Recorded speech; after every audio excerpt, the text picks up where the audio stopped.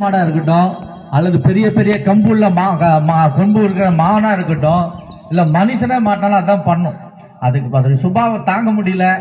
என்னடா எப்ப பார்த்தாலும் சுத்துன்றான் விடுன்றான், சுத்துன்றான் விடுன்றான். அதுக்கு பதிலா சும்மா கொஞ்சம் தீனியை தான் நமக்கு போடுறான். இன்னைக்கு இவனையே சாப்பிட்டு முடிவுக்கு அந்த பாம்பு வந்துச்சு. அவன் சுத்திச்சு விடவே இல்லை.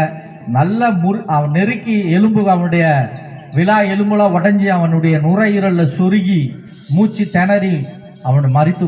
அல்லேலூயா. அது போலதாங்க பாவமும் கூட இப்போ உங்க கண்ட்ரோல்ல இருக்கும். அது போல தெரியலாம். அது எதுவா இருந்தாலும் சிகரெட்டா இருக்கும். ஒரு நாளைக்கு என்ன ஒரு 4 சிகரெட் அடிக்கிறேன்னு நினைப்பீங்க.